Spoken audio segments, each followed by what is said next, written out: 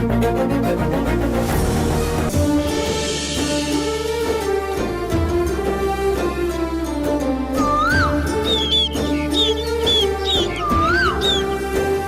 ఇంట్లో నువ్వేది మాట్లాడితే అదే. ఇది భార్యాభర్తల మధ్య ఉండాల్సిన అండర్స్టాండింగ్.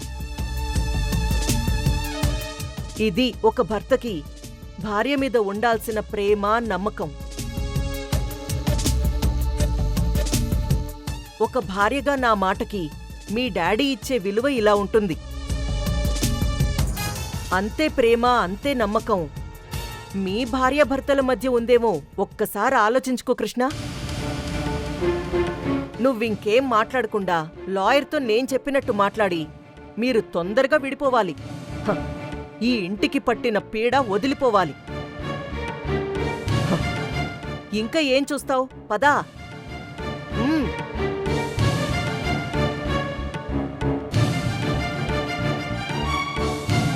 రా కృష్ణ. ఏంటి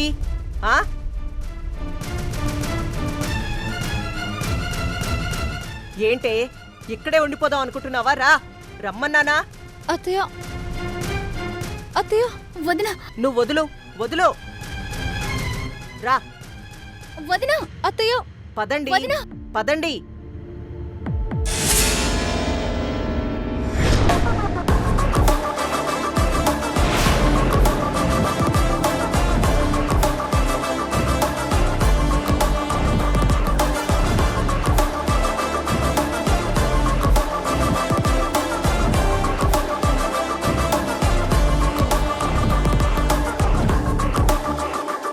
ఇదేంటి రాణమ్మ పంతులు గారిని తీసుకొచ్చింది? ఈ రోజు ఈ ఇంట్లో శుభకార్యం ఏం లేదుగా. ఇప్పుడెందుకు ఎదురొచ్చావు?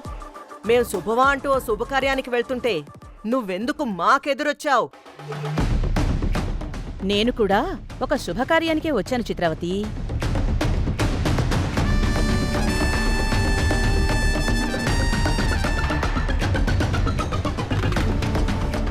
నువ్వు చేస్తున్న మంచి పనికి తోడుగా ఉండాలని పంతులు గారిని కూడా తీసుకొచ్చాను.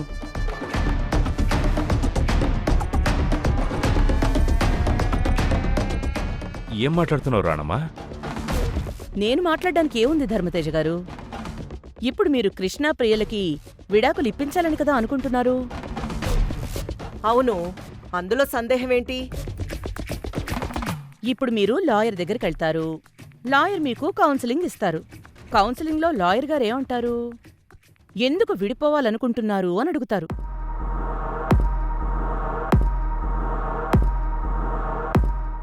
మీ కారణాలు మీరు చెప్తారు. కానీ ఆయనేమంటారు? అంతా విన్నా జడ్జి గారేమంటారు? 6 నెలలు ఒకే ఇంట్లో కలిసుండండి, ఆ తర్వాత కూడా మీకు విడిపోవాలి అనిపిస్తే అప్పుడు మీకు విడాకులు ఇప్పిస్తాను అంటారు.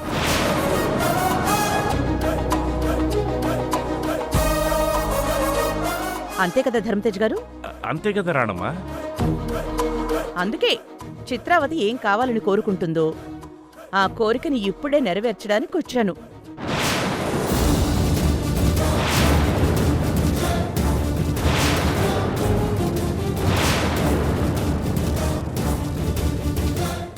ప్రియ చేసిన ద్రోహానికి 6 నెలల వరకు వీళ్ల విడాకుల కోసం ఎందుకు వెయిట్ చేయాలి? అందుకే ఈ రోజే ఇప్పుడే వీళ్ళిద్దరికీ తెగతెంపులు చెయ్యాలనే వచ్చాను.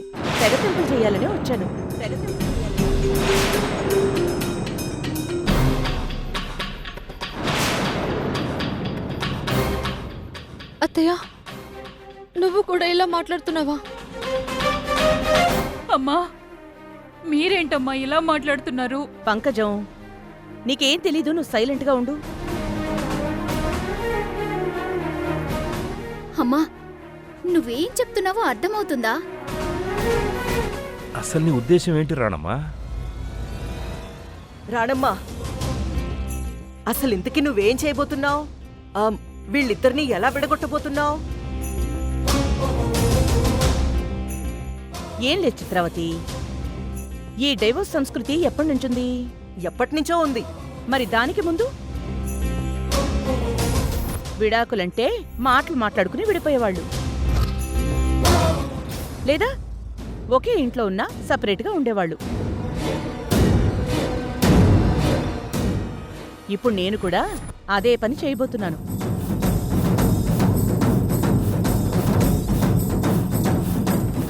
కృష్ణ, ఇదే ఇంట్లో అందరం కలిసి అంగరంగ వైభవంగా కేరింతలతో డాన్సులతో మీ ఇద్దరి పెళ్లి చేశాం.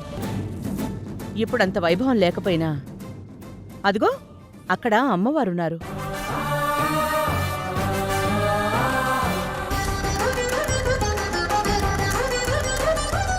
ఆ రోజు వెంకన్న పద్మావతి అమ్మవార్ల ముందు ముక్కోటి దేవతల ఆశీస్సులతో మేమంతా అక్షంతలేసి దీర్ఘ సుమంగళీ భవ అన్న మాటల సందడిలో కృష్ణ ప్రియ మెళ్ళో 3 ముళ్ళతో తాళి కట్టాడు.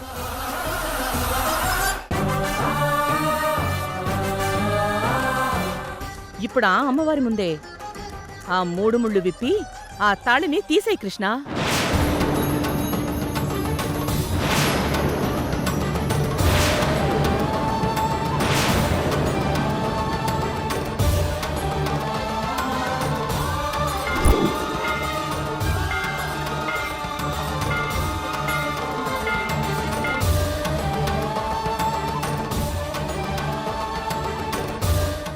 ఆ 3 ముళ్ళు విప్పేస్తే కృష్ణకి ప్రియకి ఎలాంటి సంబంధం ఉండదు. ఈ క్షణమే నా మేనకోళ్ళని తీసుకెళ్ళిపోతాను.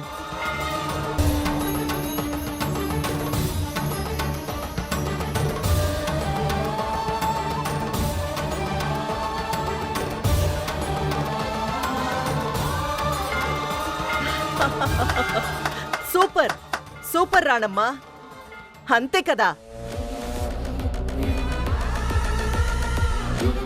సింపుల్ గా ఆ 3 ముళ్ళు విప్పేస్తే నువ్వు నీ మేనకోడల్ని తీసుకెళ్ళిపోతావు. అప్పుడు కృష్ణా ప్రియలు విడిపోయినట్టే కదా.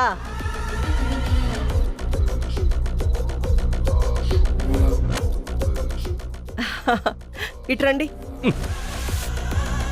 కృష్ణ, వెతకబోయిన తీగ కాలికి తగిలినట్టు మనం 6 నెలల వరకు వెయిట్ చేయకుండా ఆ 3 ముళ్ళేదో విప్పేస్తే ఈ ప్రియతో తెగదెంపులు జరిగిపోతాయి.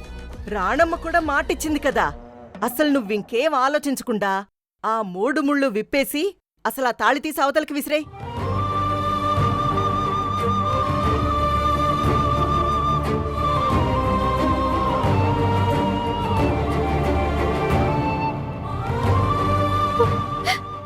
ప్రియా, ఇలారా. అత్తయ్య, నేను చెప్తున్నాను కదా, రా. అత్తయ్య, నువ్వేం చెప్తున్నావు నాకు అర్థం కావట్లేదు. కృష్ణ నా మెళ్ళో నుంచి తాళి తీసేస్తే అంతటితో నా జీవితం అయిపోయినట్టే అత్తయ్య.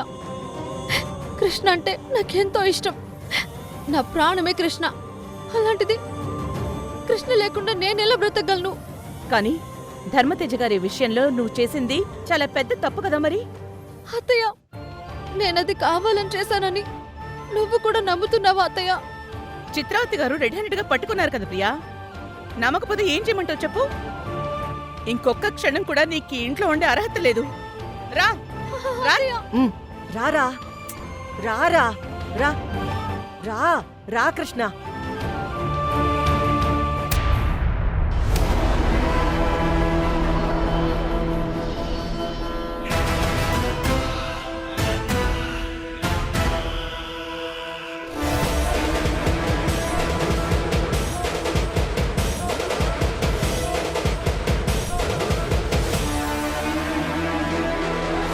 కృష్ణ, తాళి తీ. నువ్వు తన మెళ్ళో వేసిన 3 ముళ్ళు విప్పు.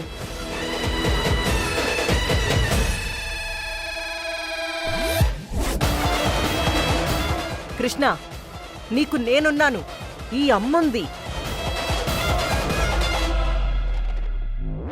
ఈ సెంటిమెంట్లన్నీ వదిలేసి వెళ్ళి ఆ తాళిప్పేయ్.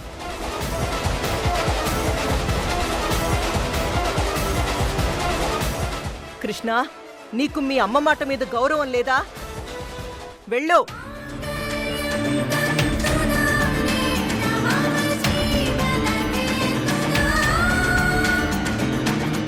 కృష్ణ, వెళ్ళు. కృష్ణ,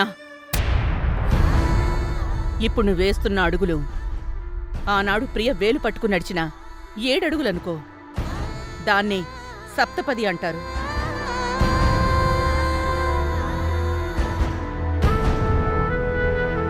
ఆ సప్తపదిలో వేసే ఒక్కొక్క అడుక్కి ఒక్కొక్క అర్థముంది, ఒక కర్తవ్యం ఉంది.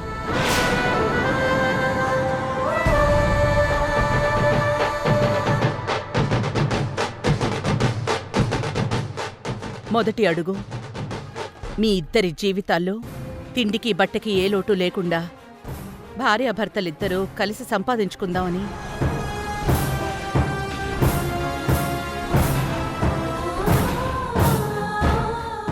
రెండో అడుగు, కష్టసుఖాల్లో భార్యాభర్తలిద్దరూ ఒకరికొకరు అండగా నిలబడతాము అని.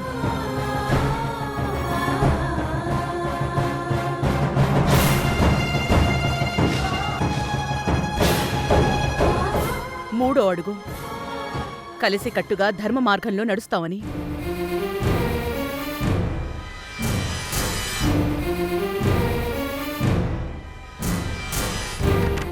నాలుగో అడుగు, సుఖ సంతోషాలతో జీవిస్తామని.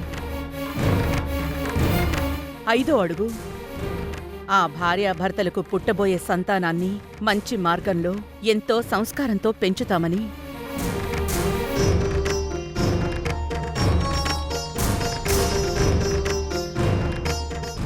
ఆరో అడుగు, అన్ని ఋతువుల్లో అన్ని కాలాల్లో ఒకరికొకరు తోడుగా ఉండాలని.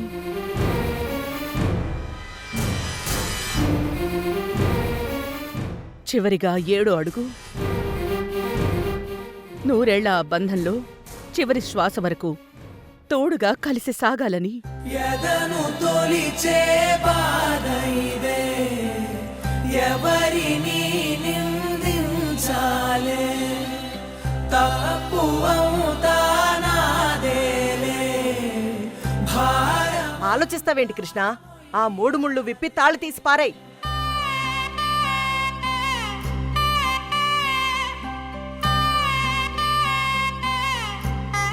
నువ్వు కట్టిన తాళిబంధానికి, వేసిన ఆ 3 ముళ్ళకి జన్మ జన్మలకి పవిత్రమైన 3 అర్థాలున్నాయి కృష్ణ.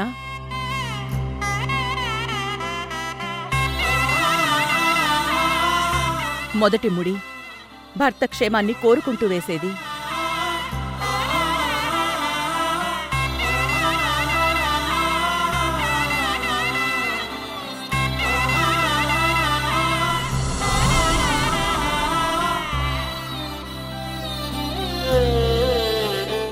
రెండవ ముడి తన కుటుంబ గౌరవాన్ని నిలబెట్టమని వేసేది.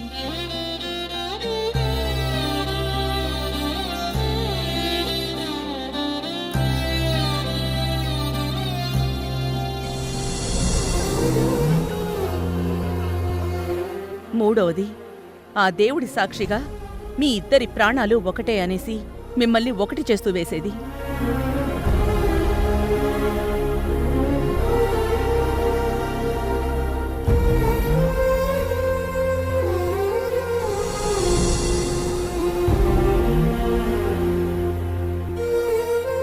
కృష్ణ, ఇవన్నీ మన హైందవ ధర్మంలో ఉన్నవే. వీటన్నింటినీ దాటి ఇప్పుడు నువ్వు ప్రేమెళ్ళో కట్టిన 3 ముళ్ళు విప్పేయి.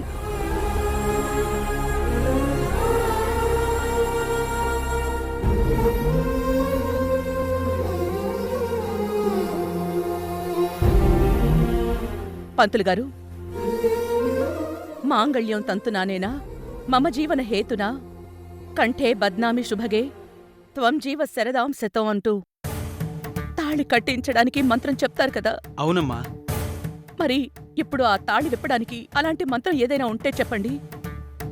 కృష్ణ నా మేనకోడలి మెళ్ళో కట్టిన తాళి విప్పబోతున్నాడు. మీరా మంత్రం చదవండి పంతులుగారు. అమ్మా, అపచారం అమ్మా, మహా అపచారం. మీరేదో కార్యక్రమం అంటే ఏదైనా పూజ ఏమో అని నేను వచ్చాను. అంతేగాని ఈ తాళి తీసే మంత్రాలు, బంధాలను తెంచేసే మంత్రాలు మన హిందూ ధర్మంలోనే లేవమ్మా. తిప్పి చదవండి.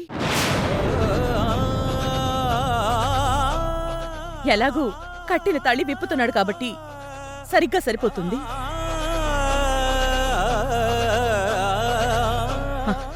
ఏమంటారు చిత్రావతి గారు? ఆ అపచారాన్ని నేను చేయలేనమ్మా. ఎందుకంటే ఈ మహాపాపాన్ని నేను చేస్తే ధర్మం నన్ను వెలివేసినట్టే అవుతుంది. ఈ తాళిబంధాన్ని విప్పడం అనేది నేను చూడ్డం కూడా మహాపాపమే తల్లి. నన్ను క్షమించండి, నేనిక్కడ ఉండలేను.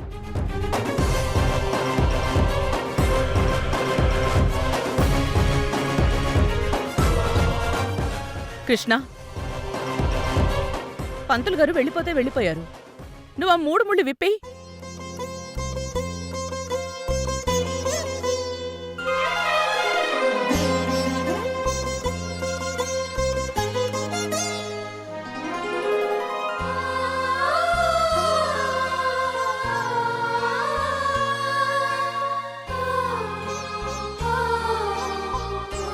ఆలోచించు కృష్ణ, ఆలోచించుకు.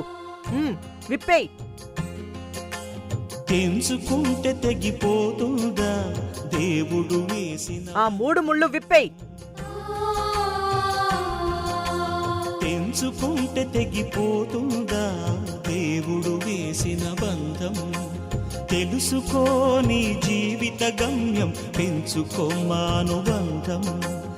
7 అడుగులు నడిచిన వాడే 7 జన్మలు తోడుంటాడు. భర్తగా నిన్ను భరించువాడే బ్రతుకు దీపం వెలిగిస్తాడు. అతని హృదయం నాటి చెరామి అగ్నిహోత్రమే అందుకు హామీ.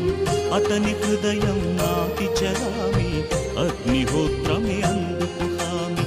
తెంచుకుంటే తెగిపోతుందా దేవుడు వేసిన బంధం.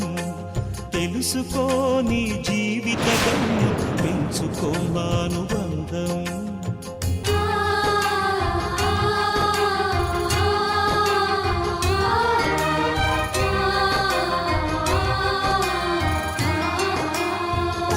కృష్ణ, ఇంకా ఏం ఆలోచిస్తున్నావు? ఇంకేం ఆలోచించకు, విప్పు. వెళ్ళు. కృష్ణ, నేను చెప్పింది విను. కృష్ణ,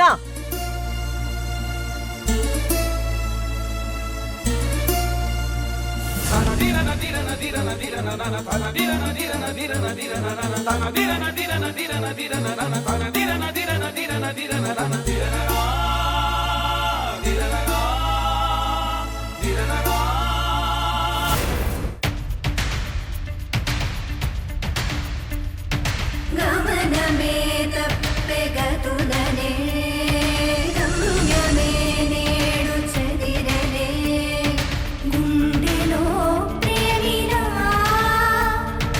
గురుతులై మిగిలేనా ఏగామిగా భూమిగిలే సోరాలలో నిన్న మునిగిలే అంటే లేదుగా లేదుగా నిక్కెవరో రక్షవరో ఆగలదలే నిన్ను కమ్మెనా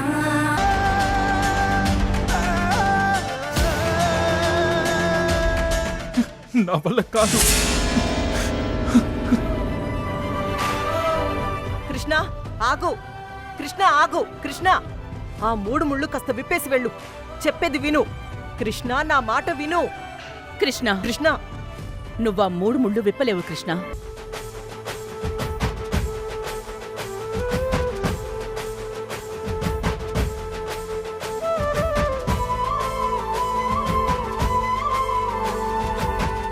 ఏ భార్యాభర్తలు కలిసి ఉండకూడదు అనేసి విడిపోవాలి అని డిసైడ్ అయినప్పుడు పెళ్లి చేసుకోవడానికి ఎలాంటి మహోత్సవం అయితే చేస్తారో విడిపోవడానికి కూడా అలాంటి మహోత్సవం చెయ్యాలనేసి ఏదైనా ఒక రూల్ పెడితే ఏ ఒక్క భార్యాభర్త కూడా మన దేశంలో విడిపోరు.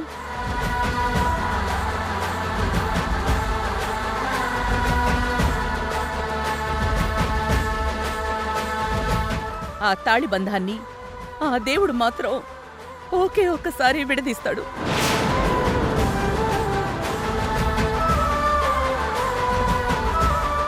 అంతేగాని ఇలా నీ ఇష్టం వచ్చినట్టు తాళిబంధాన్ని తెంచేయడానికి మన ధర్మం గాని ఆ దేవుడు గాని అసలు ఒప్పుకోడు. అందుకే నువ్వు ప్రియ మెళ్ళో వేసిన 3 ముళ్ళు విప్పలేకపోయావు కృష్ణ.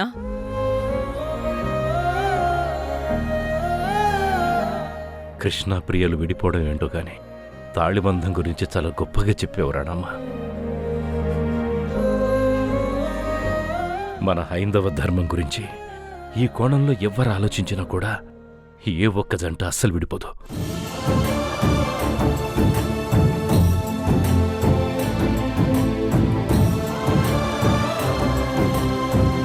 అంతా అనుకున్నట్టే సవ్యంగా జరుగుతుంది అనుకుంటున్న టైంలో కరెక్ట్గా వచ్చి సీన్ అంతా రివర్స్ చేసి నా ప్లాన్ నాశనం చేసావు కదా రాణమ్మా. అయినా సరే దీన్నింతటితో వదలను. టాబ్లెట్స్ మార్చి నాతో మింగించాల్సిన అవసరం ఈ ఇంట్లో ఎవరికుంటుంది? అవును, ఆ అవసరం ఎవరికుంది? ధర్మతేజ గారి టాబ్లెట్స్ ని మార్చిచ్చింది ఎవరో కాదు, నువ్వే.